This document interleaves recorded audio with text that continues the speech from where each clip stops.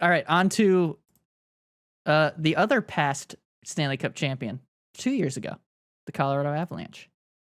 So they They had a trade. sneaky good one too. That was not bad. So they acquired Mittelstadt for Bo Byram. When I first saw it, looking at just the names, I was like, "Oh, really?"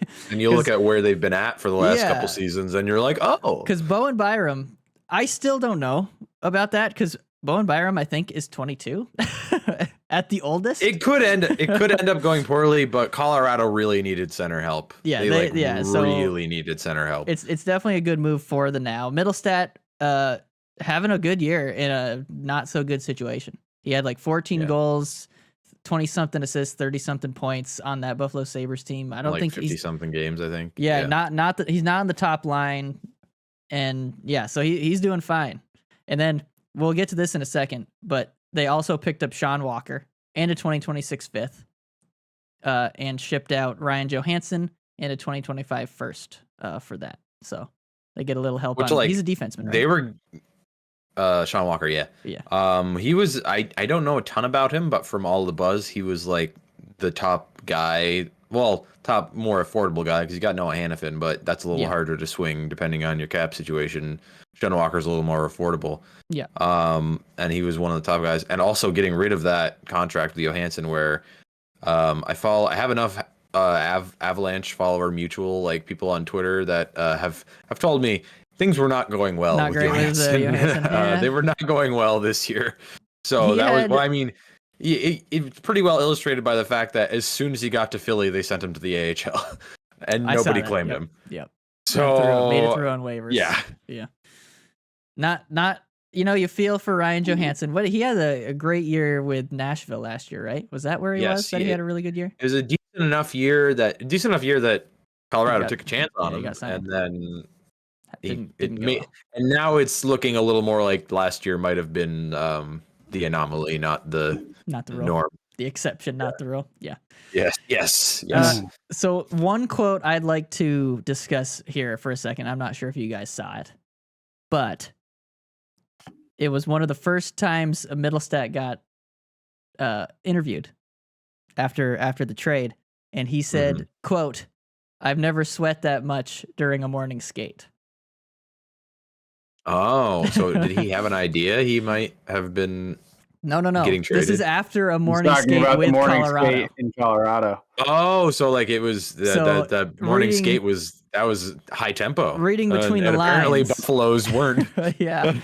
Which I looked at Dale found it, and we looked at the comments, and it was full of Buffalo Sabres fans going, "Well, this looks really bad for the Sabres, man." like this. Although it could have been, I don't know. Did you hear how he like said it? Because it could have been one of those things where you get traded to a new team, and he's like kind of being like, "Oh, never sweat so much. Like we were getting going with the boys," kind of thing. Like I don't think at a new team, or was it just? I think it was exactly how it sounds. I think it was. I think the Buffalo Sabres maybe don't put as much effort into practice as they maybe should. Probably should.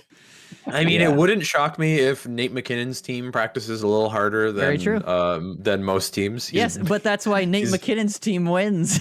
Won a Stanley Cup 2 years ago? Yeah, probably. That's why they win. Because listen, if you practice and the practice is harder than the game, then if the game feels easy, then you're golden. You know what I mean? Yeah, you can probably think it a lot easier. You're just you're having fun. You're like, geez, this is a breeze. Exactly. That's why Tortorella's teams always find a way, because they will skate you into the ground. He gets thrown the most mid-ass rosters, and he's like, well, you fuckers are gonna forecheck your way to a wild card spot, boys. That's what I said. As soon as I saw that quote, I was like, they need him. They got to trade him out. Grab Tortorella. Grab Torts. Last one I have here is Edmonton. They grabbed Adam Henrique, 75% retained. Carrick. 75% retained. Holy shit. Yeah, oh my God. So when I saw the Henrique trade come across my Facebook, the headline on it was Edmonton Oilers makes blockbuster trade. And I read into it and I'm like, it's fucking Adam Henrique. Last time he was a blockbuster player was 5 years ago.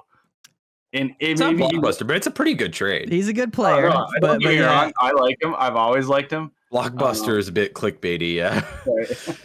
Yeah, blockbuster. Like, That's like who the fuck did these guys get? And I'm like, imagine your consternation when you open the article and it's about Adam Henrique. He's 34 now. Oh damn. Yeah, so he goes 75% retained. Carrick as well. I forget his name. Sam Carrick.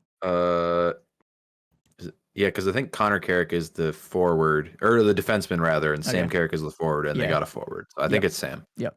So Anaheim gets a 2024 first, 2025 fifth conditional, and retain 50% of Henrique. And the Tampa Bay Lightning get a 2026 fourth conditional. Oh yeah, they brokered that. 25%. Yep. Yeah, I forgot about that. So they use a little bit of their cap space to grab a fucking conditional pick. So they might not even get that. Well, I mean, it's eating up a little cap space, but it's eating up a little cap space for the rest of just this season. So yeah, no, it's not summer, bad. It's not bad. Yeah. But it's like this. Couldn't this is taken the commission off. This is how you know Adam Henrique is still a really good player. This might be inflated by an extra game because he might have played one game with Edmonton since he got traded. Yeah. But in 63 games with this year's Anaheim Ducks, which is bad, very bad. He had 18 goals, 24 assists for 42 points in 63 games. Hey, that's pretty good. And the most impressive part for me is he's a +4 on this year's Anaheim Ducks team.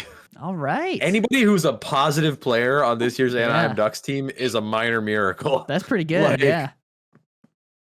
That's not bad for sure. I think that'll do him real well. What does he play? He's a center. Are they both centers?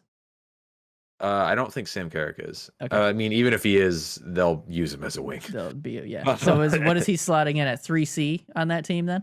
Probably. I mean, ideally, because if you could have McDavid, Draisaitl, Henrique split up on different lines. Oh boy, good luck trying to stop that.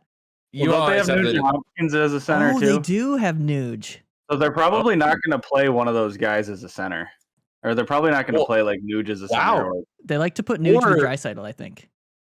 There, you could do that, or now you have the option to just do the permanent nuclear option and just always have McDavid and Draisaitl on the same line, which might be... and then do Nugent-Hopkins, Henrique.